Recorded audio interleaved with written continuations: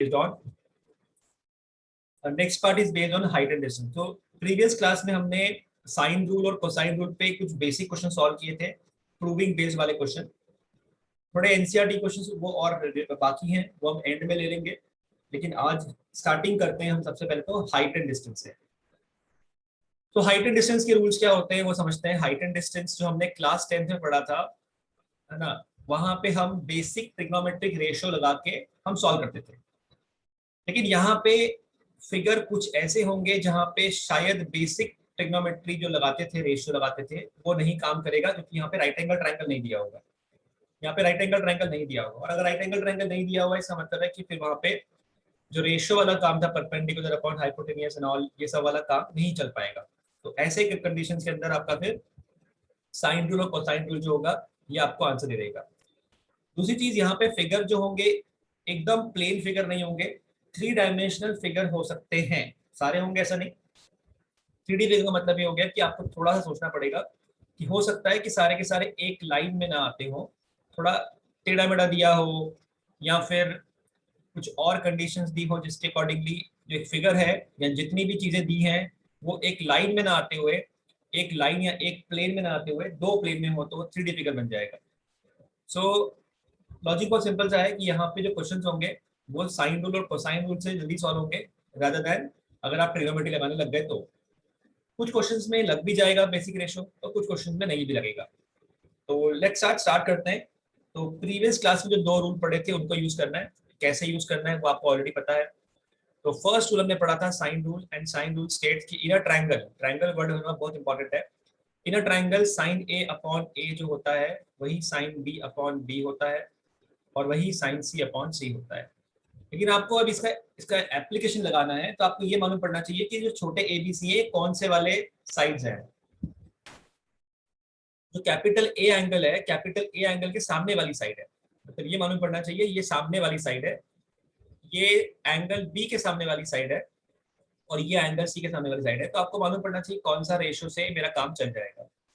Similarly हमने cosine rule पढ़ा था. कोसाइन रूल ये बोलता था कि कॉस ए अगर निकालना है तो ए है क्योंकि, तो इसलिए बी स्क्वायर और सी स्क्वायर पॉजिटिव रहेंगे, ए स्क्वायर नेगेटिव रहेगा, और नीचे आ जाएगा 2 times of B C.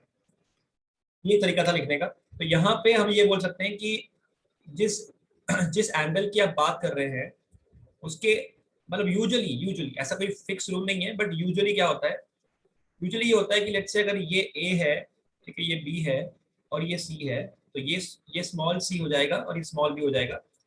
Cos A में होता क्या है, जो एडजेसेंट वाली साइड्स हैं सी और बी, ये पॉजिटिव आती है. ऐसा मान लो एडजेसेंट वाली पॉजिटिव आती है, अपोजिट वाली नेगेटिव आती है,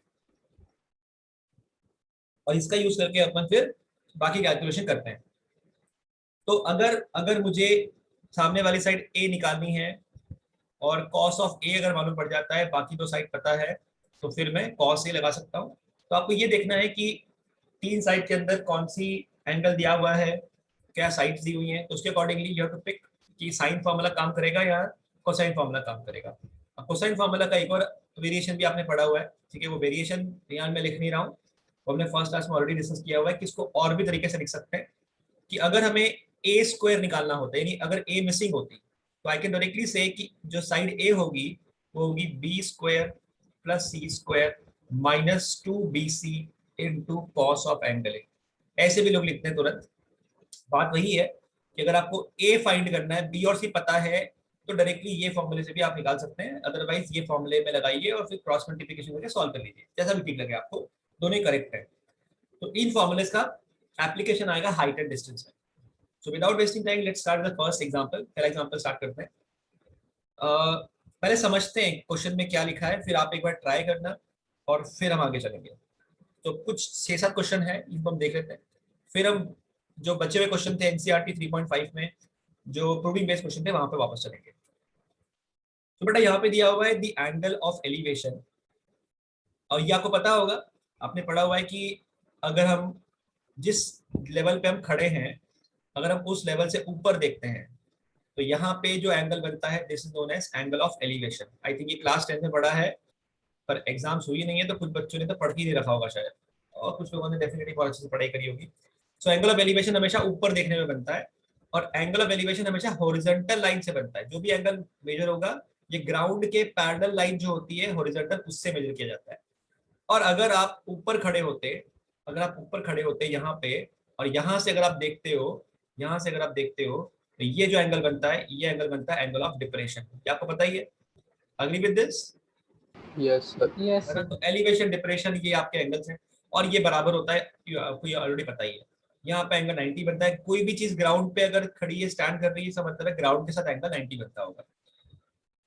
और जितना हम क्लोज जाते जाएंगे इस ऑब्जेक्ट के, इस टावर के, एंगल ऑफ एलिवेशन बढ़ता जाता है, बिकॉज हमारा चेहरा ऊपर की तरफ होते शुरू हो जाता है, बिकॉज हमें ऊपर देखना है ज्यादा, तो एंगल बड़ा होना शुरू हो जाएगा।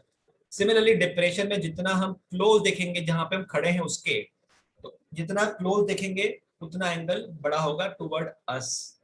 तो ये एंगल ऑफ एलिवेशन डिप्रेशन की बात होती है। पर फिगर के अंदर आपको मालूम है कि पैरेलल लाइन के हिसाब से एंगल्स बराबर हो जाते हैं, तो वो एंगल ऑफ एलिवेशन जो बनता है वो डिप्रेशन के बराबर ही आ जाता है। तो फिर हम वो ट्राइंगल के अंदर बेसिक प्रॉपर्टी लगाना शुरू कर देते हैं। चलिए अभी स्टार्ट करते हैं ये वाले एग्जीक्यूशन, जहां पे क्लास 10th का यूज तो बहुत ज्यादा नहीं है, जो हमने इस बार पढ़ा है उसी का यूज है। The angle of elevation of the top point P of the vertical tower PQ of height h from a point A is 45 degree. Angle of elevation of the top point P of the vertical tower PQ, okay, of height h from the point A is 45 degree. बिल्कुल simple सा दिया हुआ है कि PQ tower है, angle A से निकाला गया तो 45 डिग्री मालूम पड़ा, and from point B is 60 degree. बहुत ही आसान। लेकिन B कहाँ है? Where B is the point at a distance of D from A measured along the line AB, AB से AB जो लाइन है उसके अलोंग नापा गया है, और AB जो है वो AQ के साथ 30 डिग्री का एंगल बनाती है। पहले समझते हैं क्या लिखा हुआ है। बोला है एक वर्टिकल टावर है, ठीक है, वर्टिकल टावर एक पॉइंट A से 45 डिग्री का एंगल बनाता है। वर्टिकल टावर का नाम दिया हुआ है PQ, टॉप पॉइंट P लिखा हुआ है, इसके ऊपर P है। यहां से एंगल 45 डिग्री बन रहा है, ठीक है, ये 45 डिग्री बना दिया हमने। तो दिस इज पॉइंट A। ये इन्फॉर्मेशन तो बहुत सिंपल सी है, दिस एंगल इज 45। और B पॉइंट से 60 डिग्री है, लेकिन B जो है ना वो AQ से 30 डिग्री के एंगल पर है। इसका मतलब है अगर एक लाइन AQ है, सो AQ से 30 डिग्री के एंगल पे यहाँ पे कहीं बोल सकते हैं 30 डिग्री, या फिर हो सकता है इधर तरफ हो कहीं पे, मुझे क्या पता कहाँ है, राइट। 30 डिग्री AQ के साथ कहीं भी हो सकता है। समझ में आ रहा है बेटा? मतलब फिगर 2D में नहीं है। मतलब अगर ये पॉइंट यहाँ पे होता ना तो ये तो प्लेन फिगर होता कि भाई उसी लाइन में, उसी लाइन के अंदर सीधे सीधे जाइए तो आपको पॉइंट मिल गया, लेकिन इस बार ऐसा है नहीं। समझ में आ रहा है बच्चों? समझ में आ रहा है? यस जो सर। जो पॉइंट B है वो AQ लाइन से 30 डिग्री के एंगल पे आगे पीछे कहीं पर है। तो ऊपर की तरफ मान लेते हैं या नीचे की तरफ मान लेते हैं। यहां मैंने मान लिया लेट से कि एक लाइन थी, कोई पॉइंट है ग्राउंड पे, किधर है पता नहीं, इधर कोई पॉइंट था, बनाते हैं स्पेस की रिक्वायरमेंट होगी आगे। तो ये कोई पॉइंट था 30 डिग्री के एंगल पे, तो ये ग्राउंड पे ही है, सरफेस पे कहीं पर है। और इस पॉइंट से जब यहाँ पे एंगल नापा गया, यहां से इस पॉइंट को दिखा गया, तो एंगल ऑफ एलिवेशन 60 डिग्री आया। अब एंगल ऑफ एलिवेशन तो हमेशा हॉरिजॉन्टल से नापा जाता है। इसका मतलब है यहाँ पे हमने इमेजिनरी लाइन ड्रॉ कर दी कि यहाँ पे एक हॉरिजॉन्टल लाइन यहाँ पे बनती है, this is 60 degree, this complete angle is 45 degree, and this angle is with ground is 90 degree. This is the information given to you. I hope that's okay, कोई दिक्कत नहीं है इसमें? बोलिए बच्चों, कोई प्रॉब्लम इस फिगर को ड्रॉ करने में? No sir. कोई बच्चा बोलता है सर ऐसा क्यों आपने नीचे क्यों लिया, आप ऐसा क्यों नहीं ले रहे?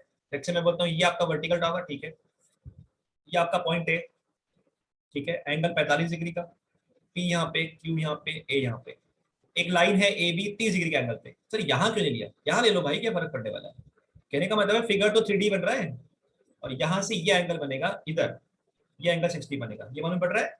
बिकॉज इस पॉइंट पे जब आप यहाँ पे ऊपर देखोगे तो प्लेन ये वाला बनेगा, this is the plane, this is the plane, और ये एंगल यहाँ पे 60 बनता होगा। वो क्लियरली दिखता नहीं है ना, इसलिए मैंने इस तरह बना दिया ताकि आपको क्लियरली वो समझ में आए। मालूम पड़ रहा है? हालांकि आंसर दोनों में सेम ही आएगा, ट्रायंगल सेम बनने वाले हैं, और फिर वैल्यू सेम ही बन जाएगी। Is this okay? सर वो जो 60 डिग्री एंगल है वो हम क्यू से नहीं लेंगे? क्यों से क्यों लेंगे बेटा? आपको तो क्या क्यों मतलब वो क्यों क्यों लेंगे? लाइन, हाँ मैं ऐसा बोल रहा था कि वो जो नहीं नहीं नहीं नहीं लाइन। नहीं नहीं नहीं नहीं, क्यों से नहीं है। ऐसे देखा, ऐसा बोला है ए बी जो है, ठीक है, देखिए बी कहां पर है, where B is a point, B is a point, B से आपने एंगल नापा है, और बी कहां पर है, बी एक पॉइंट है जो ए से हम नापेंगे आगे जाके किस लाइन पे, 30 डिग्री के एंगल पे। तो बी इधर हुआ पहली बात, तो बी पे एंगल 60 बना है ना, और ए क्यू और ए बी का एंगल दिया है, तो ए से लेके क्यू यानी कॉमन वर्टेक्स कौन हो गई बेटा, कॉमन वर्टेक्स कौन है बेटा, कॉमन वर्टेक्स कौन है, ए है ना, ये है, तो हाँ। ए से एंगल नापेगा ना, क्यू से थोड़ी नापेंगे, यस सर, हाँ। Right, alright. तो ये आपका तरीका होगा क्वेश्चन करने का, किस तरीके से आप सॉल्व करेंगे। अब आगे चलते हैं, देखिए ये तो फिगर बन गया। अभी इस फिगर के अंदर क्या क्या इन्फॉर्मेशन हमें लिखनी पड़ेगी, समझ लेते हैं। अभी बोला हुआ है कि ये जो डिस्टेंस आपने नापा था वो डिस्टेंस डी था, बहुत ध्यान से समझिए। जो डिस्टेंस आपने मेजर किया था ए से लेके बी में, ये डिस्टेंस डी है, और कंप्लीट हाइट जो है टावर की वो एच है। तो हमें कुछ प्रूव करना है कि जो डिस्टेंस डी है ना वो एच की टर्म्स में अगर निकाला जाए, सो एच इंटू √3 - 1 के फॉर्म में आएगा, ठीक है, ओके। तो लगाते हैं यहाँ पे, पहले क्या क्या इन्फॉर्मेशन दी है समझ लेते हैं। सो गिवन, पहले गिवन लिख लेते हैं, गिवन क्या क्या है। गिवन ये है कि एंगल ए, सॉरी ए नहीं पी, गिवन ये है सबसे पहले तो angle P A Q is equal to 45 degree, बिल्कुल सही बात है। Therefore angle A P Q क्या होगा बच्चों, बताइए ये पूरा एंगल कितना होगा, what is this complete angle, of course 45, ये 45 45 90 बनेगा ना, बड़ा ट्रायंगल देखो, yes yes sir. Sir. Alright. उसके बाद अगर बात करें, ये भी दिया हुआ है, गिवन है कि बी ए क्यू कितना है बेटा, बी ए क्यू 30 डिग्री है, ये तो दिया हुआ था हमको।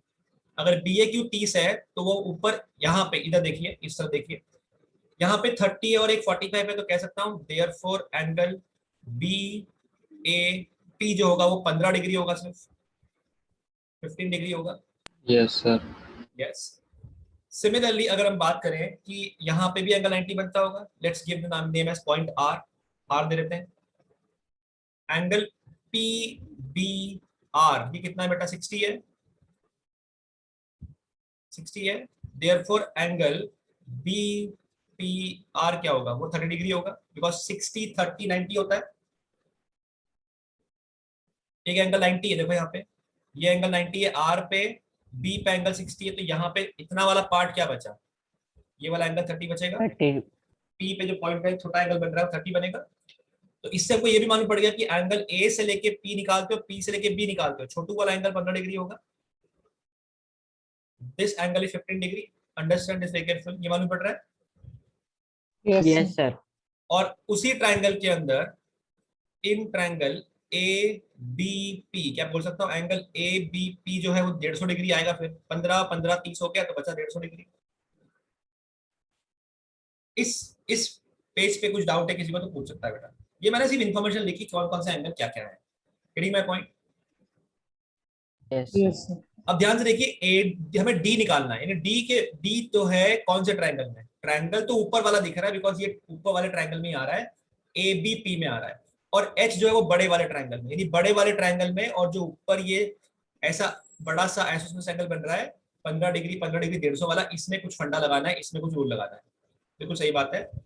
तो सबसे पहले बड़े ट्रायंगल के अंदर तो ये मालूम पड़ गया, बेसिक ट्रिग्नोमेट्री लगाएंगे तो भी काम चल जाएगा, क्योंकि ये एंगल 45 डिग्री है, ये एंगल 45 डिग्री है, और ये एंगल 90 है। अगर ये एच है तो ये भी एच ही होगा, यस सर। और ये यस h√2 होगा। ये कैसे आ गया पाइथागोरस, यहाँ आप कोई भी लगा लो फंडा, साइन 45 लगा लो, ठीक है। तो मैं यहाँ पे ये लगा नहीं रहा हूँ क्योंकि हमने बेसिकली रूल लगाने, तो मैं साइन रूल लगाता हूँ, कोई ऐसे जरूरी नहीं है, बट डायरेक्टली भी लिख सकते हैं। इन ट्रायंगल, क्या नाम है ट्रायंगल का, P Q A, in triangle P Q A, क्योंकि मुझे पी ए पी निकालना है, सो ए पी के अपॉन में साइन 90 डिग्री बनेगा, और मुझे एच पता है, पी क्यू पता है, पी क्यू के सामने एंगल ए है, is equal to P Q upon वहां पे साइन 45 डिग्री बन जाएगा। तो ए पी क्या है पता नहीं, साइन 90 कितना होता है 1, पी क्यू कितना है एच, साइन 45 कितना आता है 1/√2, तो क्या मैं कह सकता हूँ ए पी का वैल्यू आ रहा है h√2, बिल्कुल सही बात, कोई दिक्कत नहीं है। कोई दिक्कत नहीं है, समझ में आया इतना? yes sir. और अब लगा लेते हैं, अब एपी मालूम पड़ चुका है। अगर एपी मालूम पड़ चुका है और उस ट्रायंगल में तीनों एंगल पता है मुझे, 15 15 150, और डी निकालना है, तो साइन रूल से निकल जाएगा। So in triangle ABP, in triangle ABP, AP के अपॉन में साइन ऑफ 150 डिग्री आ जाएगा। फिर मुझे ए बी निकालना है, तो ए बी के सामने कौन सा एंगल है, can you tell me? A B P में ए बी के सामने कौन सा एंगल होगा? ए बी के सामने कौन सा एंगल होगा? 15। 15 15 डिग्री, यानी एंगल पी होगा, राइट बेटा? ए बी के अपॉन में 15 डिग्री वाला एंगल होगा, बस इससे हमारा काम चल जाएगा। आप चाहो तो तीसरा भी लिख के रख दो, बिकॉज साइन पूरा लिख रहे हैं अगर, तो बीपी के अपॉन में 15 डिग्री आ जाएगा, उसका कोई काम नहीं है, कोई काम नहीं। तो एपी कितना है? एपी तो हमने अभी निकाला h√2। साइन 150 कितना होता है? वो साइन 30 के बराबर ही होता है। और ए बी कितना है?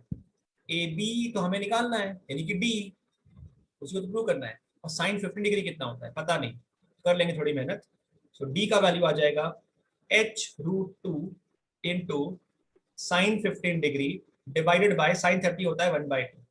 तो क्या मैं ये बोल सकता हूँ कि मेरा जो डी आ गया है वो आ गया है h2h इंटू, 2√2 लिखता है, डी का वैल्यू आ गया आपका, d is equals to 2√2 into H into sine 15 degree. यहां तक कोई डाउट बेटा? कुछ करा नहीं है, सिर्फ दो ट्रायंगल के अंदर रूल लगा दिए और यहाँ पे लिखने की बातें करी जा रही है कि ऐसा कुछ होगा। देख लीजिए, कोई डाउट है अभी तक तो पूछिए, अभी हम इसमें साइन 15 डिग्री की निकालेंगे वैल्यू, जो हमको आती ही निकालना है। कोई डाउट बेटा अभी तक? No sir. चलिए आगे निकालते हैं साइन 15 डिग्री। साइन 15 डिग्री का मतलब होता है साइन ऑफ, एक मिनट होल्ड कीजिएगा बेटा, ना सर का फोन आ रहा है।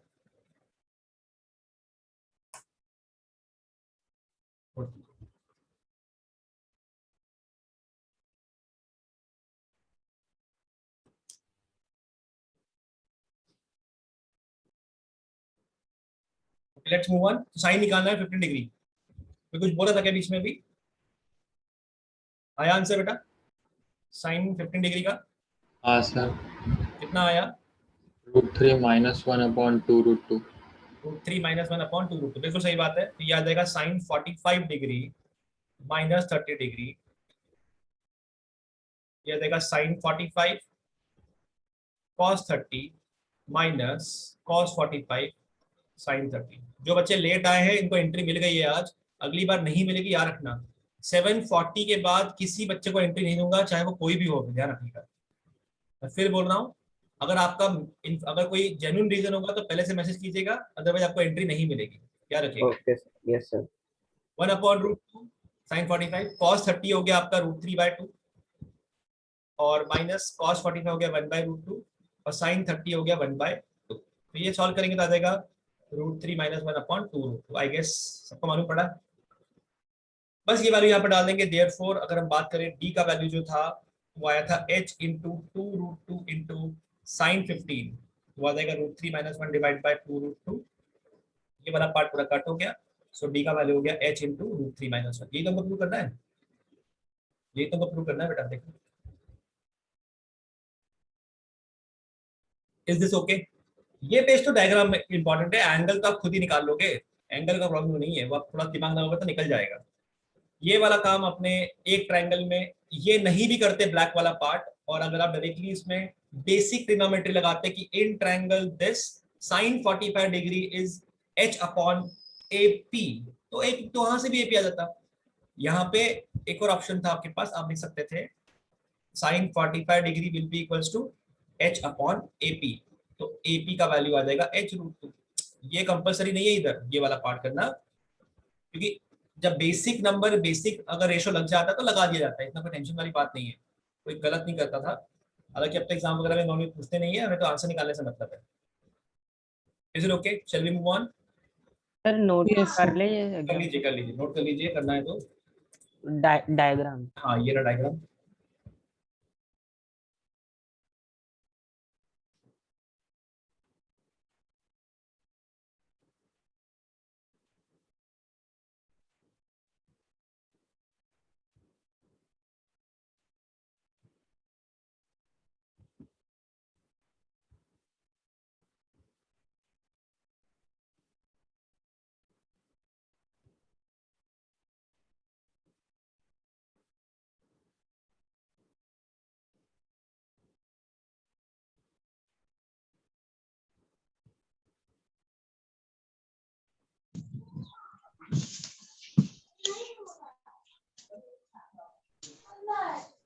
तो crack.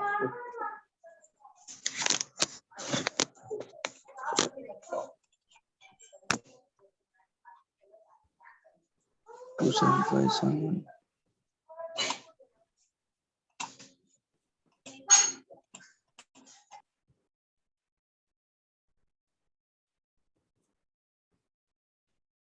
हो गया सर। हो गया, चलिए सबका हो गया बेटा फर्स्ट पेज। चलिए move on. Yes, sir. Yes, sir. Left जगह हमने लगाया साइन रूल और राइट में लगाया साइन रूल, दो ट्रायंगल लगा दिया, आंसर निकल गया।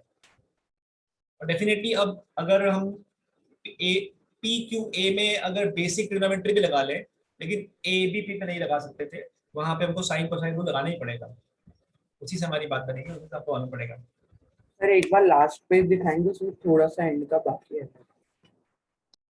ये वाला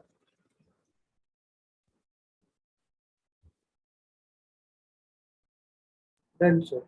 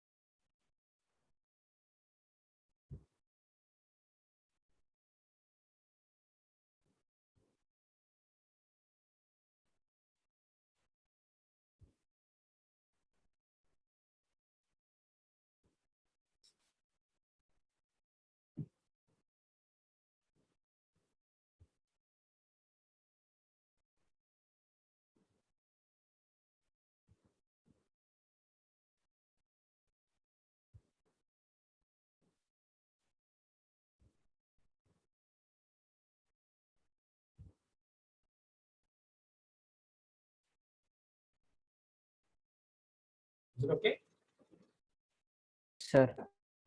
हो गया, चले आगे। Yes sir. ऑलराइट, हमने कॉपी किया और फिर डायरेक्टली ये लिख सकते हैं आप, क्योंकि ऊपर वाला पार्ट तो आप कैलकुलेट कर ही लेंगे, वो आप खुद निकालिएगा फिर से। d is equals to value put करिए और सॉल्व कर दिया, इसके बाद ये आप खुद कर लीजिएगा। अपन आगे चलते हैं, चलिए move on. Okay sir. Yes sir. ये आप खुद ही निकाल लीजिएगा, वैल्यू पुट कर दीजिएगा, आ जाएगा आपका आंसर। अगले क्वेश्चन पे आते हैं। Again this is 3D diagram, यहाँ पर एंगल बनेगा 3 डायमेंशन के अंदर, थोड़ा सोचना पड़ेगा, देखते हैं क्या लिखा है। A lamp post is situated at the middle point M of the side AC. AC के मिड पॉइंट पे है, और AC क्या है? AC of a triangular plot ABC। तो ये ट्रायंगुलर प्लॉट ABC है, इसके AC पॉइंट पे, AC एज पे, साइड पे M एक मिड पॉइंट है, वहां पे लैंप पोस्ट लगाया हुआ है, एक पोल लगा के उसके ऊपर लैंप लगाया हुआ है।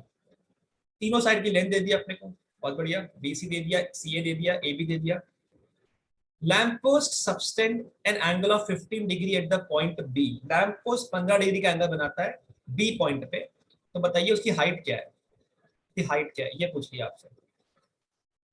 तो अगर हम बात करें, लेट्स से ये अगर एक ट्रायंगल होता, ठीक है, दिस इज अ ट्रायंगल, और ये अगर आपका AC होता, तो this is the mid point, ये मिड पॉइंट है, और इस मिड पॉइंट पे एक लैंप पोस्ट लगाया हुआ है, तो दिस इज अ पोल, ये पोल है, और यहाँ पे एक बत्ती लगी हुई है, लैंप लगा हुआ है, और ट्रायंगुलर प्लॉट जो है वो ABC है। So let's complete the triangular plot, this is the triangular plot.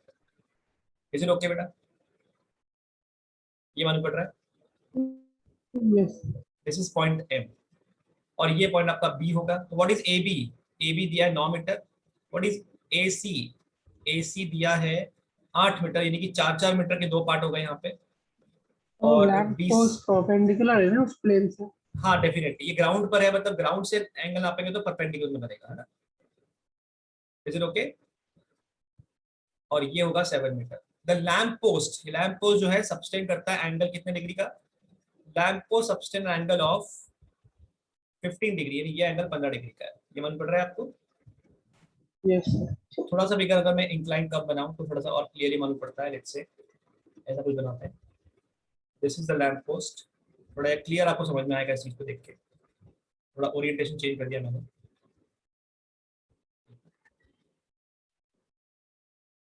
So this is the lamp post, ये आपका लैंप पोस्ट है और ये इस पॉइंट पे, सामने वाले पॉइंट पे ग्राउंड से जब एंगल नापा गया, यहाँ पे ये एंगल 15 डिग्री मिला। And this is point A, this is C, this is B. A B दिया हुआ है 9 मीटर, बी सी दिया हुआ है 7 मीटर, और ये हो जाएगा 4 मीटर, और इसके पीछे भी हो जाएगा 4 मीटर, टोटल मिला के दिया हुआ है 8 metre. And this angle, this lamp post make an angle of 15 degree, ये एंगल 15 डिग्री दिया हुआ है। Is it okay? अभी Yes. अभी क्लियर मालूम पड़ रहा है? This angle is 15 degree. चलिए, तो ये इन्फॉर्मेशन दी हुई है। अब सवाल है कि लैंप पोस्ट बनाता है इतना angle, determine the height of lamp post. Lamp post की हाइट कितनी है? ठीक है, लैंप पोस्ट की हाइट निकालनी है, लेट्स से इसको h मान लेते हैं। तो आप मुझे बताइए बेटा, ये जो ट्रायंगल दिख रहा है जो वर्टिकली हमें ये समझ में आ रहा है, इस ट्रायंगल के अंदर, अगर इस ट्रायंगल के अंदर अगर मैं बेस निकाल लूं, बेस मतलब जो BM है, ये पॉइंट M है, अगर मैं BM निकाल लूं तो फिर मैं 10-15 डिग्री लगा के निकाल सकता हूँ परपेंडिकुलर और Yes, बेस sir. के हिसाब से। तो मेरा टारगेट है कि BM निकल जाए कैसे भी करके, क्योंकि अगर सर BM बीएम तो वो एल्टीट्यूड है ना, तो नहीं, वो भी altitude का है बेटा, वो तो आइसोसेलेस ट्रायंगल के अंदर होती है altitude, है ना?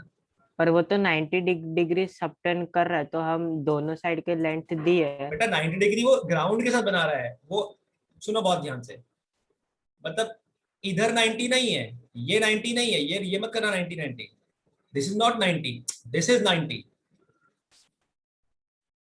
बेटा अगर तुम ऊपर गए, सॉरी, तुम इसके ऊपर चले गए, तुमको क्या दिखेगा? तुम्हें ऐसा दिखेगा कुछ?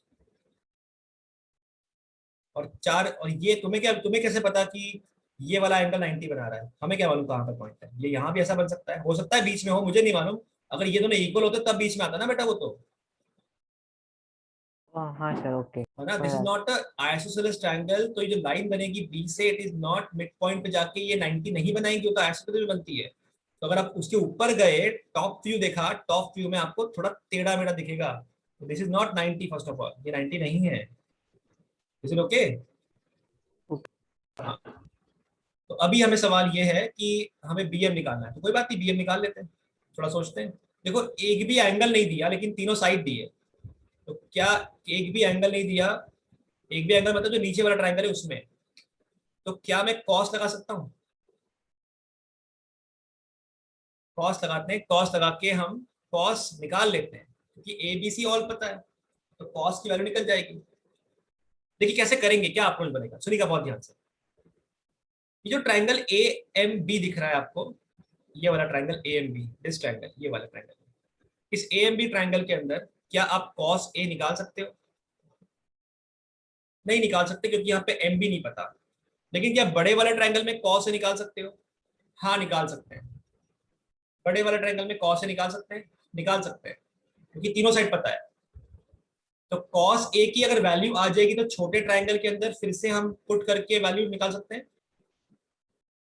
Yes. तो लेट्स इन ट्रायंगल ABC, बड़ा ट्रायंगल जो है, क्या मैं कह सकता हूँ cos A बनेगा, cos A बनेगा।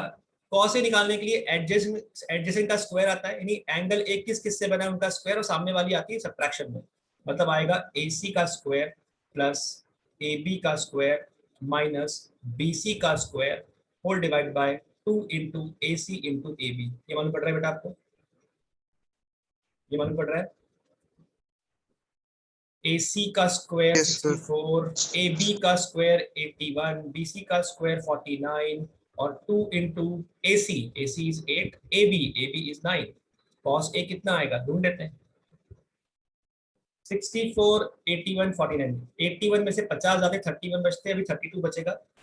64 और 32 हो जाएगा 96, और यहाँ आ जाएगा 8 टू 16, 16 इंटू 9, 16 6 96 होता है, ये 2/3 आ गया। कोई परेशानी किसी बच्चे को? cos A 2/3 है, कोई डाउट बेटा? cos A 2/3, बस अब तो सॉल्व हो गया। BM निकल जाएगा। छोटे ट्रायंगल में लगा लीजिए, छोटे ट्रायंगल में लगा लेते हैं, in triangle AMB, in triangle AMB cos A क्या बनेगा? एडजेसेंट का स्क्वायर यानी AM का स्क्वायर प्लस AB का स्क्वायर, एडजेसेंट का स्क्वायर पॉजिटिव होता है, अपोजिट वाला नेगेटिव होता है तो bm का स्क्वायर नेगेटिव आएगा और नीचे आ जाएगा 2 into am into ab। What is cos a? ये तो हमारा आ चुका है 2/3। What is am? 4 का square 16। What is ab? ab is 9 का स्क्वायर 81। bm तो हमको फाइंड करना है और नीचे आ जाएगा 2 into 4 into 9। I hope that's okay. Is it okay?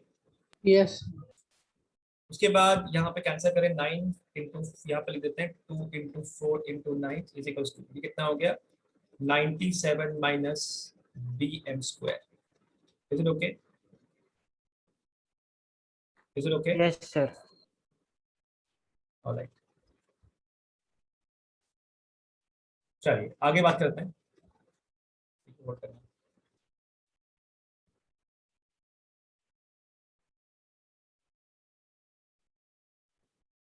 Tanishq and स्वयं, कहाँ थे आप लोग? सर मैं तो अभी जस्ट 2 सेकंड पहले मेरा मतलब ऐसा रिकनेक्टिंग इशू हुआ तो वापस से मैंने रिजॉइन किया। और स्वयं? मैं तो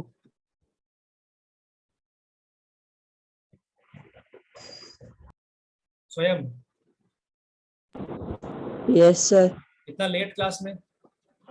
सॉरी सर। अगली बार अलाउ नहीं करूंगा, ध्यान रखना। Last warning to everyone. Yes सबको एक सर। एक बार वार्निंग नहीं मिलेगी, एक ही वार्निंग मिली है सबको। अगली बार अलाउ नहीं करूंगा, ध्यान रखिएगा। चलिए करते हैं मल्टीप्लाई। 2 to 4 16, 16 is 48। ये आ गया 48। 48 is equals to 97 minus bm square। This give you bm is equals to 49। तो bm का वैल्यू 7 आ गया बेटा। Agree with this? Yes sir. bm का वैल्यू 7 आ चुका है। अब आपका खेल है कि 10 15 डिग्री निकाल के h निकाल देना है। निकाल सकते हैं सब लोग? निकालिए, वेट कर रहा हूँ आपका आंसर का। इन ट्रायंगल, इसको नाम दे दिया अपन ने बी एन दे दिया। जैसे in triangle N M B, in triangle N M B H upon B M is equals to 10 15 degree और एच का वैल्यू आ जाएगा 7 इंटू 10 15 डिग्री। 15 डिग्री का वैल्यू निकाल लीजिए आप 10 का। आपको ऑलरेडी पता है कैसे निकालते हैं, फाइंड इट आउट। और कोई डाउट है यहाँ तक तो पूछ सकते हैं, किसी को भी कोई डाउट लगता है पूछ सकते हैं।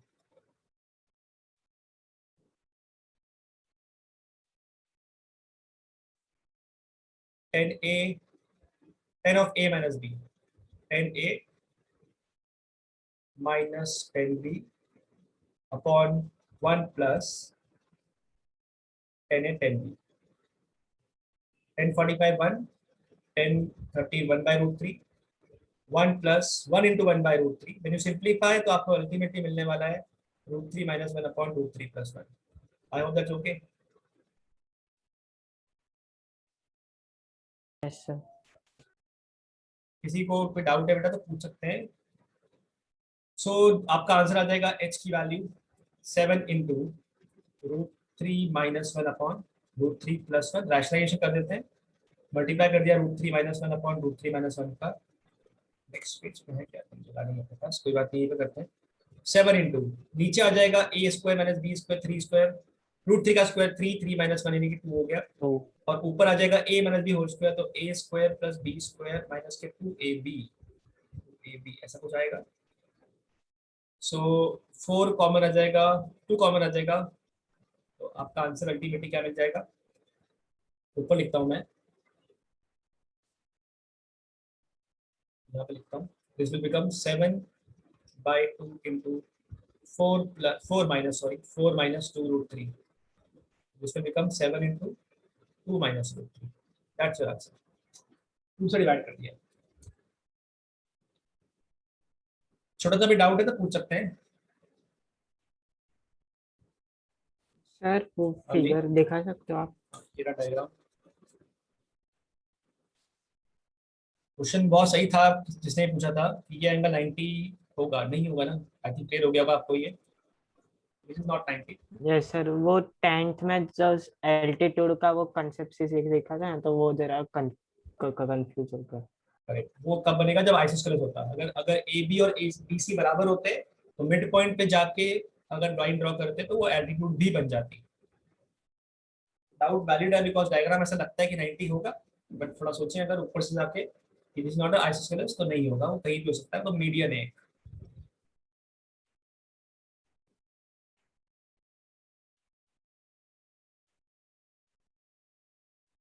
ठीक है बेटा, डन विद दिस।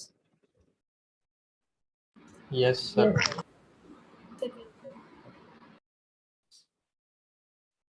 तो नेक्स्ट स्लाइड करो।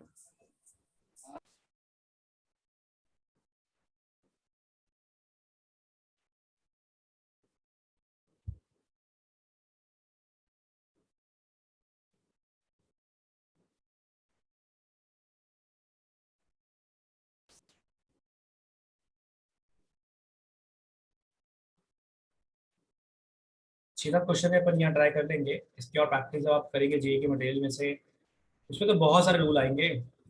इसमें तो अपन ने 2 ही रूल पढ़े हैं, मैंने पहले ही बताया था, वहाँ पे तो आपको बहुत सारे रूल मिलेंगे। प्रोजेक्शन फार्मूला मिलेगा, नेपियर एनालॉजी मिलेगी, काफी सारे फॉर्मूले आएंगे वहाँ पे। प्रॉपर्टीज ऑफ ट्रायंगल, मतलब सेंट्रॉइड, इन सेंटर, बहुत कुछ पढ़ना है। और मतलब ट्रायंगल जो पढ़कर आए हैं और सारी डिटेल ट्रिग्नोमेट्री के हिसाब से फिर से पढ़नी है, ऐसा मान लो आप। इन सेंटर, सेंट्रॉइड, एक्स सेंटर, इन सब में रिलेशंस क्या होंगे ट्रिग्नोमेट्री के हिसाब से, वो सब पढ़ेंगे आप। और बहुत डिफिकल्ट नहीं है, प्रैक्टिस का गेम है पूरा। जो डिफरेंट चैप्टर ट्रीट होता है।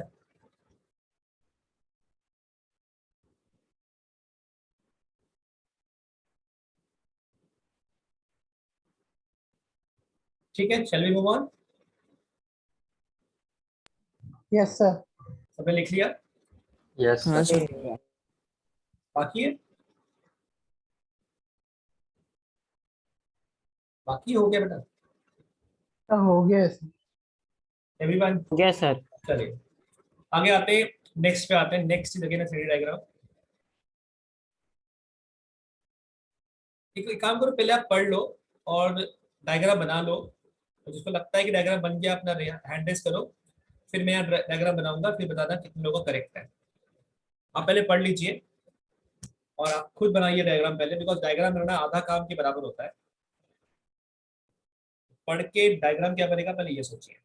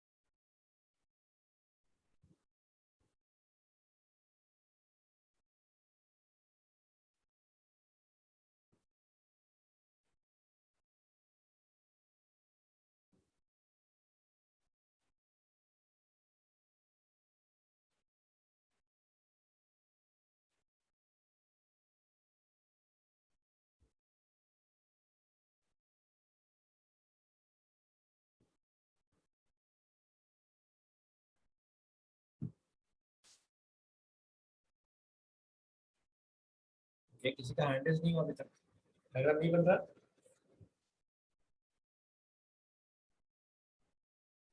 Sir, 2 minute रुक जाओ. Okay, आदर्श ने बनाया। ओके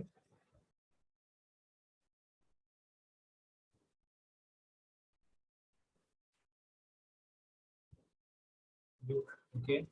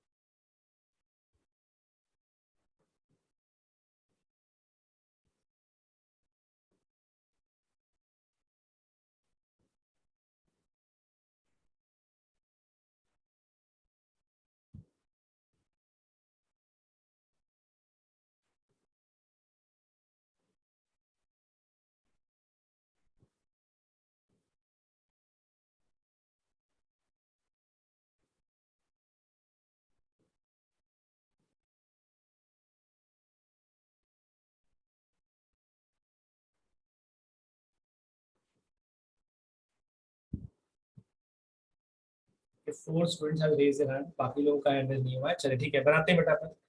तो एक हिल है, हिल के एक साइड के ऊपर 5 लोगों ने हैंड रेज किया है अपना। एक हिल के एक साइड पे एक ट्री वर्टिकली स्टैंड करता है। बोला from a point on the ground 35 meter down the hill, down the हिल में नीचे की तरफ 35 मीटर नीचे एक पॉइंट है, तो ये डिस्टेंस 35 मीटर हुआ। 35 मीटर नीचे एक पॉइंट है, from the base of tree the angle of elevation of the tree 60। इस पॉइंट से एंगल ऑफ एलिवेशन जब निकाला गया ट्री का, so this angle is how much 60। और एंगल ऑफ एलिवेशन हमेशा नापा जाता है हॉरिजॉन्टल के साथ में, तो एक लाइन ड्रॉ कर लिया अपन ने horizontal, so this angle is 60। I hope that's okay, कोई दिक्कत नहीं है इसमें। Yes sir. बस ये डायग्राम था, एक सिंपल सा ट्रायंगल है और बिल्कुल 2D के अंदर ही दिया हुआ है, इसमें बहुत कुछ है नहीं। Is it okay? Yes sir. तो एक हिल के ऊपर एक पॉइंट है, दैट मींस यहाँ पे अगर देखा जाए दिस कंप्लीट, ये एंगल 60 बन रहा था, ये 90 होगा। यहाँ से हिल ये शुरू हुआ है, बिकॉज वो कुछ हिस्सा तो हिल का होगा, हिल के ऊपर पेड़ खड़ा है, पेड़ की हाइट यहाँ से नापी जाएगी, दिस इज एच। ये एंगल आपको दिया हुआ है 60 and this angle is given to 30, this value is given to 35 metre. ये एंगल 60 डिग्री कंप्लीट दिया हुआ है। Let's say this is A, B, C and D. Is it okay? Yes sir. Just give a try कीजिए बच्चों। Sir 15 degree और 15 degree कौन सा बेटा? which makes हाँ, an yes, angle of yes, yes, 16 yes. degree with the yes yes, बिल्कुल सही, बिल्कुल दिया हुआ इन्फॉर्मेशन हमको। तो तो sir tree stand vertical in the hill, hill make angle of 15 degree, 15 degree का एंगल तो हिल बनाती है, बिल्कुल ठीक, 15 डिग्री। ये इन्फॉर्मेशन हमको दी है and we have to find the height. Height निकालनी है, सब लोग ट्राई कीजिए बच्चों, ट्राई कीजिए। एच कितना आता है बताइए।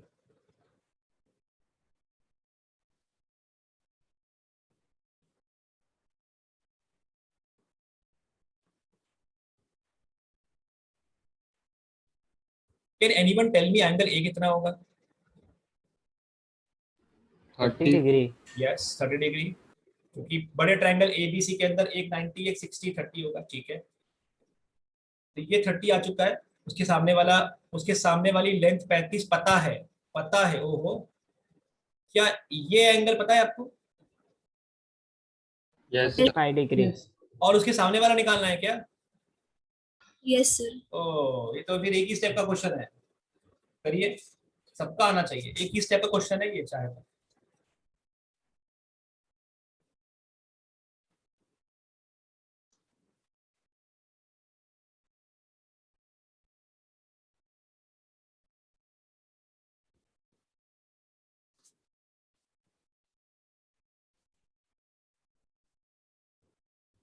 हिनल का आंसर आ गया, हिनल ने एड्रेस किया है।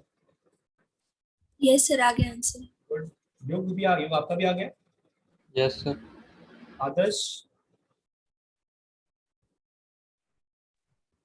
हाँ सर, तो मैं ठीक है, निकालिए बच्चों, किसी को डाउट है तो पूछे। बिल्कुल सिंपल सा क्वेश्चन है, देखिए आप, अगर आप यहाँ पे ट्रिग्नोमेट्री में फंस गए तो सर बेसिक ट्रायंगल दिख रहा है, अभी होगी। अभी हो गया, बेसिक ट्रायंगल दिख रहा है 30, 60, 90, वहां पे ट्रिग्नोमेट्री लगा के कुछ निकाला जाए, ए बी में से बी डी माइनस करवाया जाए, थोड़ा सा टिपिकल हो जाएगा, साइन रूल से तुरंत आ जाएगा, है ना बेटा? Yes sir.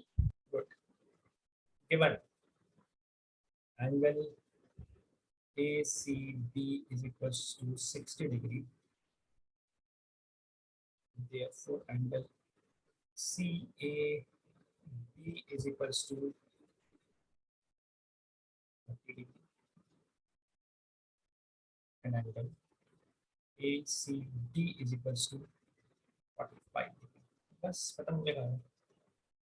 So in triangle ADC के अंदर हम ये बोल सकते हैं कि AD के अब सामने वाला एंगल 45 है, तो AD upon sine 45 is equals to 35 वाली पता है CD, तो CD के सामने वाला एंगल 30 है, CD upon sine 30। Question solve. AD, AD तुमको फाइंड करनी है यानी कि H sin 45 यानी कि 1/√2. CD, CD is given to us 35 upon sin 30. sin 30 कितना होता है बेटा 1/2. जस्ट डू मल्टीप्लिकेशन तो आपको मिल जाएगा h√2 is equals to 35 into 2 और √2 से कैंसिल कर लिया तो आ जाएगा 35. That's your answer. ठीक है बेटा.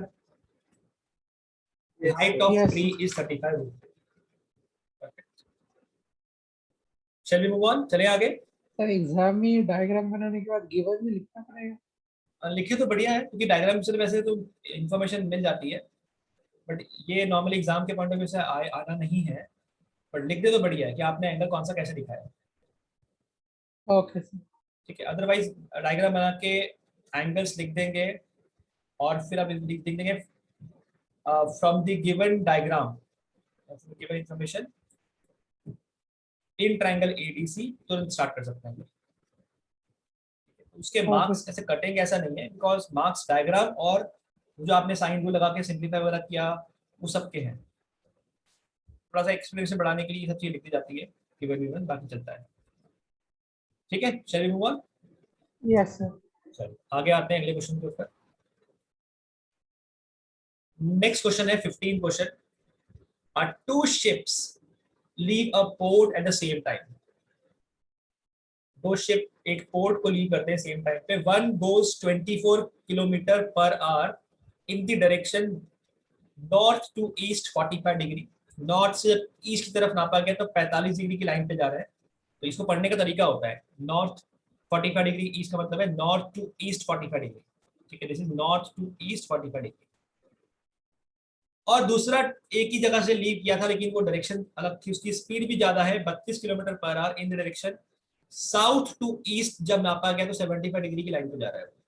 South to east 75 degree. Find the distance between the ship at the end of 3 hour. 3 घंटे के बाद इनका डिस्टेंस क्या होगा ये सवाल है.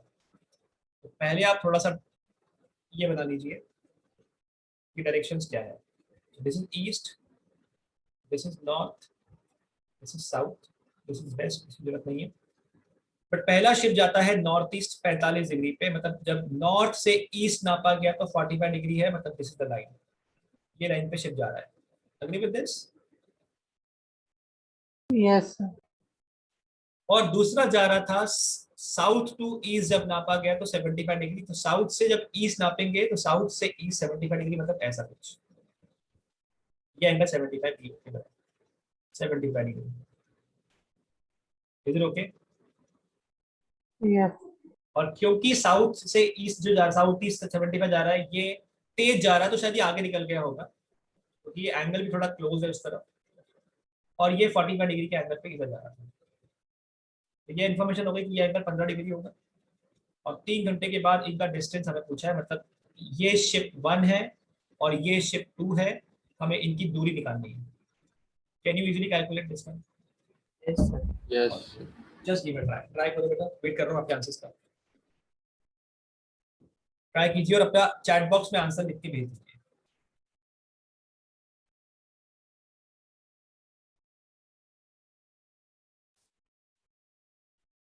नॉर्थ से ईस्ट नापा गया तो 45 था तो बचा हुआ भी 45 होगा. चाहो तो लिख सकते हैं इन्फॉर्मेशन में. और साउथ से ईस्ट 75 था तो बचा हुआ 15 डिग्री था. इनको आप नाम दे दीजिए. इसको लेट से OS1 S2.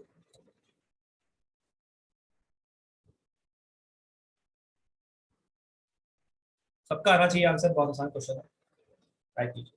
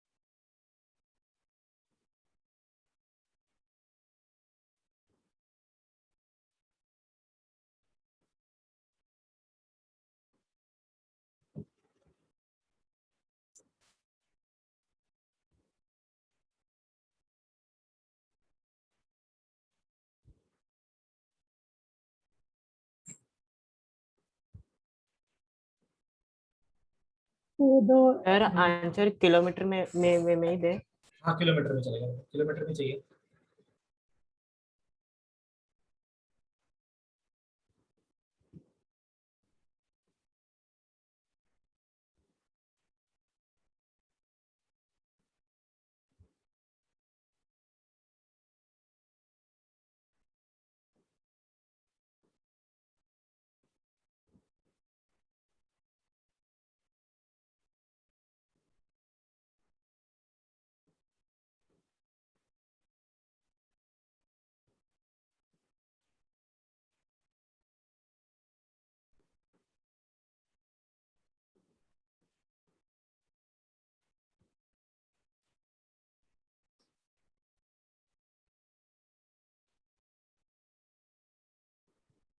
इतना सबका आ गया, 72 और 96, 72 Yes. 96। Yes sir. बस अब आ एक ही गया। चीज निकालनी है आपको।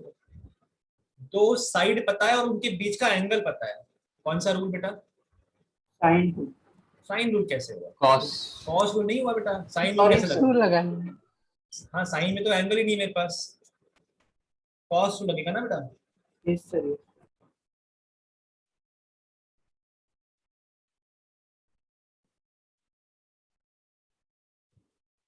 By cosine rule, cos of 60 degree is equals to O S1 का स्क्वायर प्लस O S2 का स्क्वायर माइनस S1 S2 का square divided by O S1 into O S2। cos 60 1/2 होता है, 72 का स्क्वायर 96 का स्क्वायर, x मान लेते हैं इसको, x का square divided by 2 into 72 into 96। Just solve it and get the answer। क्या वैल्यू आती है approximate?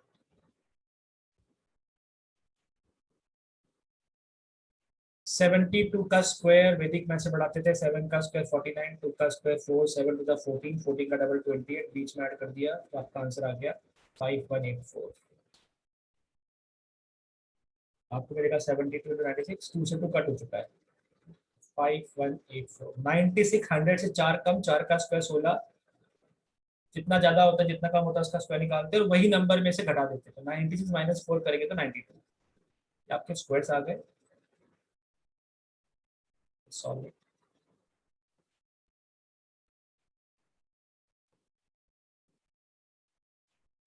ये तो हम 70 + 2 का होल स्क्वायर ऐसे भी कर सकते हैं। हाँ डेफिनेटली डेफिनेटली, वही करा मैंने, लेकिन दिखाने का तरीका अलग था। 7 का स्क्वायर 49, 2 का स्क्वायर 4, 7 टू द 14, उसका double 28, a plus B square, a square में b स्क्वायर प्लस 2 भी लगाया मैंने, लेकिन दिखाया अलग तरीके से, बस करा वही है। 96 into 72, 6 to the 12 carry over 18 और 42 हो गए 60, 61, 6 7 9 the 63, 63 plus 6 is 69, 6912 if I'm not wrong is equals to carry over 8 9 का 0 कैरी ओवर आ जाएगा 2 3 4 हो जाएगा 14400 1400 14400 14400। सो एक्स स्क्वायर की वैल्यू आ जाएगी 14400 माइनस 6912, कितना आ रहा है ये 8 8, उसके बाद आ जाएगा 4 और फिर आ जाएगा 13 6 7 748 x की वैल्यू आ जाएगी √748। ऐसे कुछ आ रहा देख लीजिए एक बार। Yes sir। सर। अप्रोक्सीमेशन लगा सकते हैं, थोड़ा सा आइडिया लगा देते हैं किसके आसपास आंसर होगा। 70 का स्क्वायर 80 का स्क्वायर कितना होता है? 80 का स्क्वायर होता है सर 6400।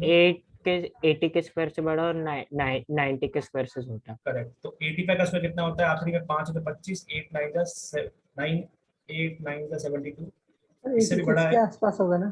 करेक्ट, 85 से भी बड़ा है और 90 85 90 के बीच में आएगा और इसके ज़्यादा क्लोज है ठीक है, तो 86 87 के आसपास आना चाहिए। हालांकि पूरा भी निकाल सकते हैं अपन, इफ यू रिमेंबर क्लास 9 में सीखा, 8 में सीखा होता है परफेक्ट कर बनाना, है ना, इस टाइप से करते हैं ना long division method. Yes, sir. ठीक है, चलेगा, ये आप इतना भी लिख कर आएंगे तो चलेगा, और सॉल्व करें तो कर दीजिए। कितना आता है बताइए बेटा? 86.5. 86.5 मीटर, ठीक है, ये डिस्टेंस होगा दो शिप्स के बीच में after 3 hours. Is it okay? Yes sir. Yes sir. Alright, let's move on, आगे चलते हैं। आई थिंक लास्ट क्वेश्चन है अभी ये, इसको कॉन्सेप्ट बेस्ड, इसको ट्राई करते हैं। हो गया सबका? कॉपी करना बाकी तो नहीं किसी का? 2 मिनट सर। ऑलराइट ऑलराइट, लिख लीजिए। फर्स्ट पेज हो गया, डायग्राम Yes, बनाया sir. था।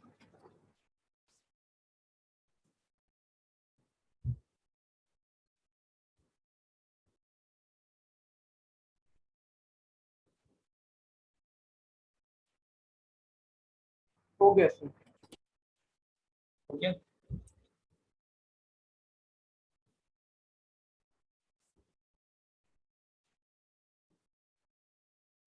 अना, अना कौन है?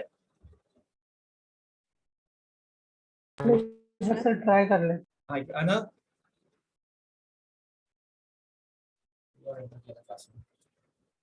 चलिए 16 पे आते हैं, आप पढ़ लीजिए क्वेश्चन क्या लिखा है। और ये थोड़ा सा मेरे को एरर लग रहा है एक्चुअली, पता है ये गड़बड़ है, ये इन्होंने मिसप्रिंट लगता है मेरे को। मिसप्रिंट क्यों लगता है बताऊंगा, क्योंकि ह्यूज डिफरेंस आ जाता है अगर मैं √2 की वैल्यू डालूं और √2 को रैशनलाइज करूं, जमीन आसमान का फर्क आ जाता है। इस पर डिस्कशन करेंगे अपन। सो 1.414 होता है। हाँ, वो तो गलत है, 1.14। 1.414 होता है। पर अगर ये लिखा हुआ सही है एनसीईआरटी के हिसाब से, तो बेटा जब मैं रैशनलाइजेशन यूज करूंगा और वैल्यू यूज करूंगा तो मतलब वैल्यू में इतना ज्यादा फर्क आ जाता है, बिकॉज अप्रोक्सीमेशन बहुत ज्यादा कर दिया है इन्होंने। इसलिए या तो जो सॉल्व करने के बाद फैक्टर्स आ रहे हो वो उससे डिविजिबल हो तो दे दिया हो, देखते कट हैं, आसानी करो से हो करो जाए। एक बार ट्राई करो, पढ़ लो एक बार क्या लिखा है क्वेश्चन, पढ़ लीजिए एक बार।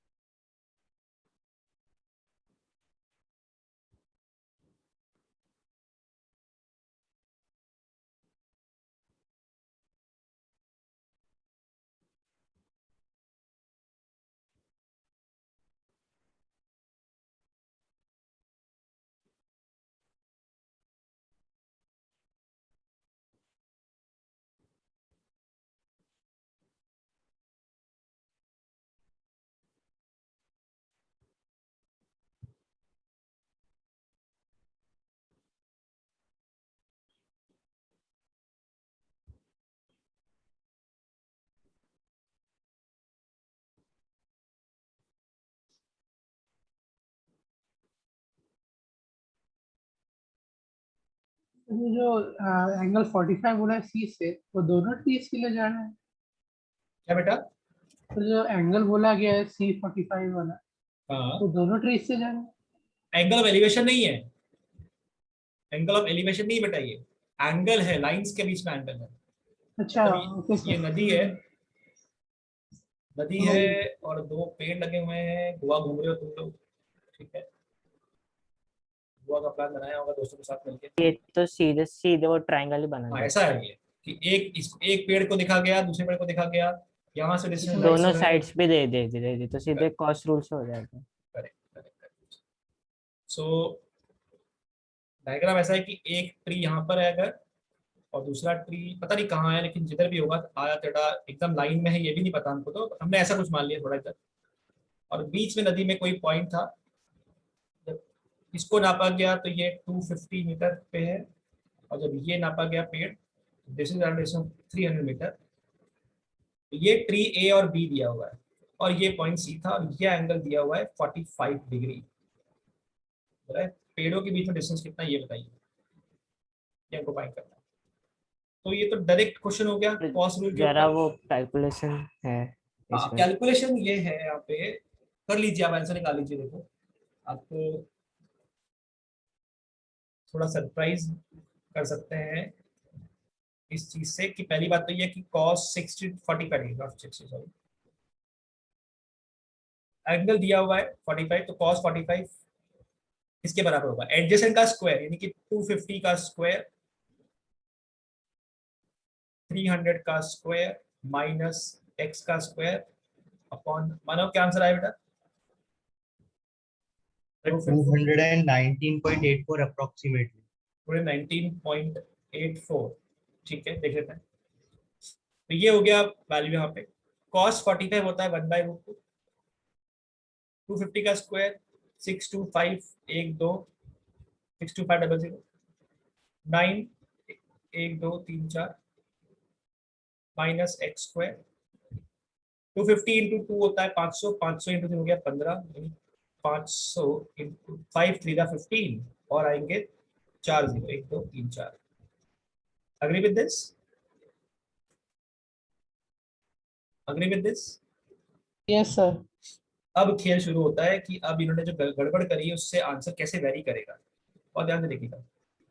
अभी मैं क्रॉस मल्टीप्लाई करता हूँ तो लिखता हूँ 1,50,000 divide by √2 is equal to, वो ऐड किया हमने, कितना आ रहा है?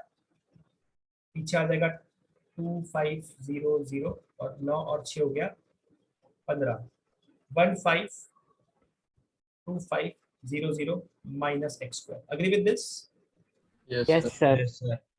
अभी ये जो इतनी बड़ी एरर करी है इन्होंने वैल्यू के अंदर, अब अगर यहाँ पे बेटा मैं वैल्यू पुट करके डिवाइड करूंगा तो कुछ और आंसर आएगा, और अगर मैं यहाँ पे इसको 7500 लिख दूं तो आंसर कुछ और आएगा। क्या करा मैंने? इसमें रैशनलाइजेशन कर दिया, ऊपर 2 का मल्टीप्लाई किया, नीचे 2 का मल्टीप्लाई किया, कर सकते हैं।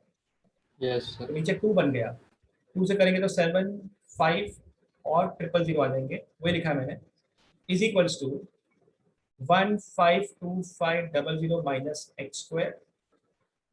x स्क्वायर की वैल्यू आएगी 152500 माइनस 7500 इंटू √2, 152500 माइनस 7500 इंटू 1.44, जो गलत है, जो गलत है। आप चेक कीजिए बेटा कितना आता है, काउंट करो, कैलकुलेटर यूज कर लीजिए फिलहाल, तो ये जबरदस्ती का कैलकुलेशन करवा रहा है ये तो। 108,000. 108,000 ओके, और 152500 सब्ट्रैक्ट करो बेटा कितना आता है? बस स्क्वायर रूट भी करना है। हाँ करना है ना, करेंगे कोई बात नहीं, x स्क्वायर चल रहा है, सब्ट्रैक्ट करो कितना आ रहा है? 44500. 44500, तो x कितना आएगा, रूट निकालिए 44500 का। 10 रूट 4 210.9. पॉइंट रूट में मत बताइए, एग्जैक्ट बता दीजिए कितना आ रहा है? 210.95. 210.95. 95। और देखो अगर ये वैल्यू यहाँ पे ऐसे सॉल्व किया गया रैशनलाइजेशन करके नॉन, तो ये आंसर आ रहा है। और यही चीज अगर आप यहाँ पे डिवाइड कर दो, चलो डिवाइड करके देख लेते हैं एक बार। एक काम करो, यहीं पे डिवाइड कर दो, कैलकुलेटर अगर यूज करते हैं सपोज मान लेते हैं, तो जरा डिवाइड करो 1,50,000 को 1.44 से, इसको डिवाइड करो। 104166.6. 1041 66.6. 66.6 है, तो 66.6 ठीक है, लिख देते हैं। और 152500 में से माइनस करवाओ कितना होता है बताइए?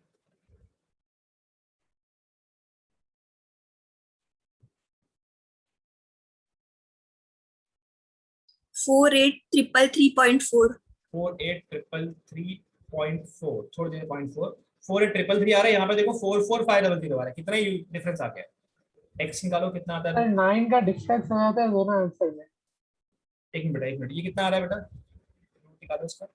219.4. 219 आता है। हाँ देखो 0.8. 9.84 दिख रहा है, 9 का डिफरेंस आंसर में। क्योंकि वो जो हमने यहाँ पे रैशनलाइजेशन किया, तो इनके हिसाब से अगर मैं √2 इंटू √2 करता हूँ ये तो 2 होता है, बट इनके हिसाब से अगर आप 1.44 इंटू 1.44 करोगे तो ये 2.07 या 2.9 के आसपास पहुंच जाता है, इसलिए ये गड़बड़ हो रही है।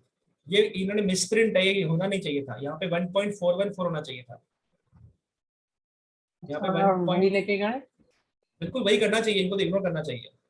पर ठीक है, अभी हमने ये यहाँ पे किया वैल्यू, ये वैल्यू आप करेक्शन कर देंगे तो वो आंसर करेक्ट होना चाहिए, बिकॉज √2 का वैल्यू सबको याद होता है यार, 4.4 तो बहुत ज्यादा हो गया। देखो 4.14 को राउंड ऑफ भी करोगे तो 4.2 करो ना यार, कम से कम 4.4 कहाँ से कर दिया आपने, राइट? 4-2 भी नहीं, 4-1 ही हो गया। हाँ क्योंकि लेस पे जाएंगे बिकॉज ये नंबर 4 है, हाँ सर। और अगर मैं बोलता हूँ हायर साइड में भी जाते तो भी 4.2, तुमने 4.44 लेके तो गड़बड़ कर दिया ना, तो मिसप्रिंट है, यहाँ पे 4.14 होना चाहिए था।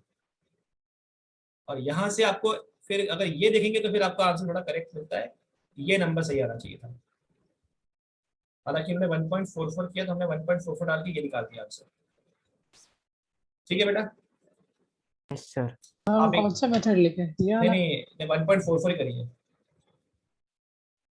देखो ये डिवाइड तो हम करेंगे नहीं, मेरी पहली बात, ये डिवाइड तो हम करने नहीं वाले एग्जाम में आके कि हमने 1,50,000 को 1.44 से डिवाइड करने बैठ गए, वो तो डेफिनेटली नहीं करेंगे, बट अगर करते हैं तो देखो आंसर कुछ और आता है, क्योंकि वहां पे जो हम रैशनलाइजेशन कर रहे हैं वो एरर बढ़ा देता है उस चीज से, क्योंकि नीचे भी √2 था ऊपर भी √2 लगा दिया आपने, तो एरर बढ़ जाती है उससे, है ना? यस। तो आप यहीं पे अगर वैल्यू डालते हैं तो कुछ और मिलता है, वो करेगा कोई भी नहीं, आप डेफिनेटली क्रॉस मल्टीप्लाई करके रैशनलाइजेशन ही करोगे, उससे फिर आपको आंसर ये मिलता है। टेक्निकली 1.414 होना चाहिए था। इज ओके बेटा? यस। ऑलराइट, ठीक है, एक बार आरडी में भी देख लीजिएगा, आरडी में डेफिनेटली ये एनसीईआरटी क्वेश्चन तो मिलेगा, वहां पे आंसर क्या लिखा है एक बार चेक करके नेक्स्ट टाइम मुझे बताइएगा। ठीक है, ये ट्री वाला क्वेश्चन डेफिनेटली मिलेगा, बिकॉज एनसीईआरटी का एक ही क्वेश्चन आरडी में मिल ही जाता है। ठीक है, खत्म हो गया यहाँ पे ये वाला पार्ट, तो लेट्स गो बैक, वापस चलते हैं, एक दो क्वेश्चन जो और प्रूविंग वाले हैं वो ट्राई कर लेते हैं। इसमें ये कुछ 5-6 क्वेश्चन ही थे। ठीक है, last question which we discuss was, okay, 7th किया था हमने, 8th इस रिमेनिंग। चलो स्टार्ट करते हैं बेटा, 10 मिनट है अपने पास, एक आध क्वेश्चन और ट्राई कर लेते हैं। Try it out, sine of b minus C upon b plus C equal to b square minus C square upon a square आपको प्रूव करना है।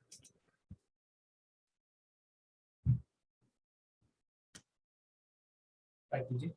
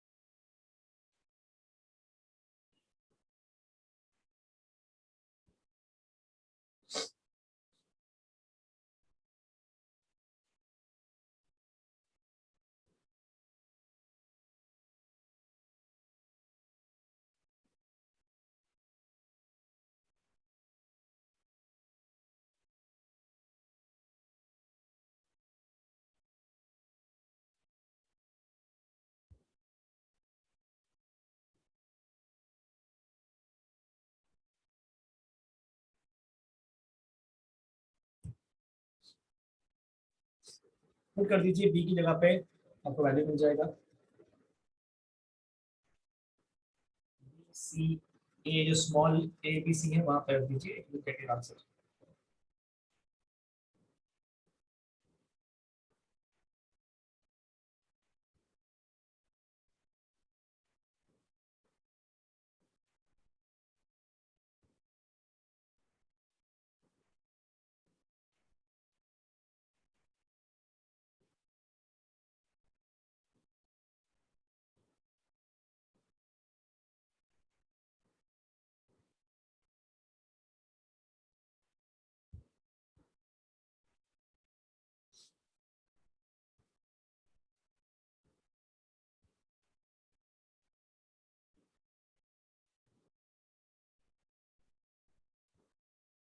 सर हाँ बेटा, सर हमने साइन रूल में a अपॉन साइन ए लिया is equal to k किया, इसीलिए a is equal to k sine आया ना। हाँ बेटा, हाँ डेफिनेटली। तो सर अगर हम sine A by A is equal to k करते तो sine A is equal to k a आता।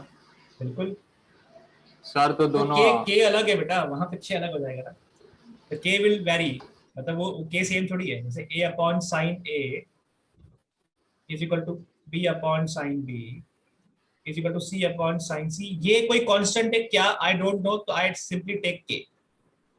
पर अगर मैं इसका उल्टा लिख रहा हूँ तो sine a upon a is equal to sine b upon b is equal to sine c upon c, तो ये k अलग है, ये k1 लिखो फिर यहाँ पे, अगर एक ही क्वेश्चन में यूज कर रहे हो तो। Okay sir. लग रहा है डिफरेंट किया ना, तो k मतलब कांस्टेंट को रिप्रेजेंट कर रहा है, तो उल्टा लिखेंगे तो k डिफरेंट होगा, वो k सेम नहीं है, Yes. बिकॉज रेसिप्रोकल हो गया। अगर पहले 1/2 आएगा तो अब 2 आएगा। सर आरडी में भी सर 1.44 ही लिखा अच्छा, 1.44 लिखा है आरडी में, उनका आंसर है कितना आ रहा है? सर। हाँ, और जो आंसर उन्होंने दिया वो हमारे मेथड से ही है, दूसरा वाला था वो √2 का रैशनलाइज मल्टीप्लाई करके। 210 के आसपास ही दिया, हमारा कितना आया था? 210 ही आया था। हाँ सर वही है। हाँ, तो फिर वही फॉलो करो, डिवाइड करके तो नहीं होगा। 1.414 आइडियली होना चाहिए था, पर उन्होंने भी ठीक है, फिर जो भी है मानना ही होगा, और क्या 1.4 ले लिया, 1.4।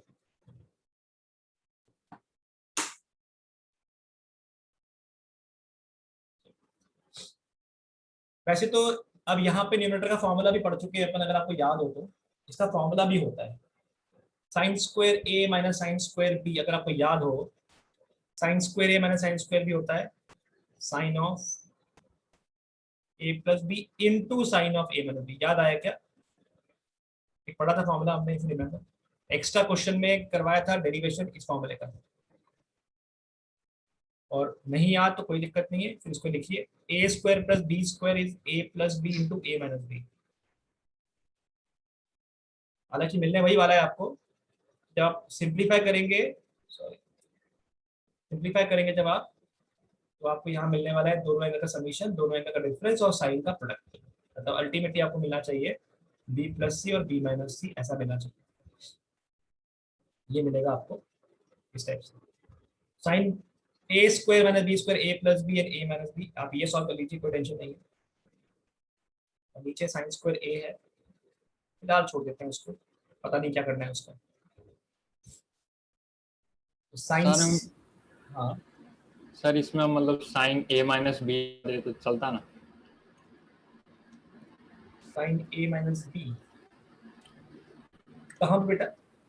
सर ये जो क्वेश्चन है ना, साइन ब्रैकेट में b माइनस सी, तो फॉर्मूला ही है ना सर, फॉर्मूला है ना इसकी। साइन ऑफ बी माइनस सी का बोल रहे हो? हाँ हाँ, मतलब sine B cos C minus cos B और साइन, b ये sin बोल रहे हो? c। हाँ सर। डेफिनेटली डेफिनेटली चलता है, क्यों नहीं चलता, डेफिनेटली चलता है।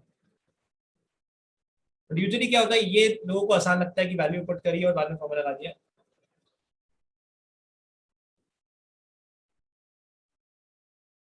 यहाँ पे आ गया sine C plus sine B, 2 sine C plus D by 2 into cos C minus D by 2 into sine C minus sine D, हो जाएगा 2 साइन, सॉरी कॉस आएगा पहले, कॉस 2 कॉस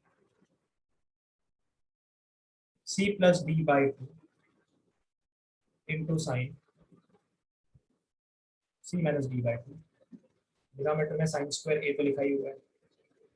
अब आप क्लबिंग करेंगे तो आपको एंगल डबल होना शुरू हो जाएगा by using the property 2 sin a cos a sin of 2a होता है, sin 2 होता है, तो ये वाला 2 sin b प्लस सी और cos b प्लस सी को देखा जाए, b plus C divide by 2 को देखा जाए तो एंगल डबल हो जाएगा, और यहाँ आ जाएगा sin b plus C by 2 का डबल यानी कि b plus C. Similarly cos b minus C by 2 और ये वाला 2 जो रह गया था, और sine of b minus C by 2 को क्लब किया जाएगा, यहाँ से आपको मिल जाएगा साइन ऑफ b माइनस सी, जो हाफ एंगल था डबल हो गया। वही तो मिल रहा है, देखो ये डायरेक्टली फॉर्मूला है आपके पास, बट ठीक है एनसीईआरटी में नहीं दिया तो यूज नहीं करा अपन ने। और नीचे आ गया साइन स्क्वायर ए, ए है ना, tan स्क्वायर ए मतलब sign A into sine A. क्या साइन ए और साइन बी प्लस सी कट हो सकता है? इसको लिख दिया पाई माइनस ए, इसको लिख दिया बी माइनस सी, ये हो गया साइन ए, ये कट हो जाएगा बेटा, sine of 180 minus theta sine theta, तो साइन साइन कट हो गया। Agree with this? Yes, sir. और नीचे वाले को उल्टा कर दिया, ए की जगह पे क्या लिख दिया, ए की जगह पे लिख दिया पाई माइनस बी प्लस सी। लिख सकते हैं ऐसा, लिख सकते हैं ऐसा, देख लीजिए ध्यान से। ए की जगह पे क्या आएगा, pi minus B plus C. Sine A क्या बन सकता है, बन सकता है sine of pi minus B plus C.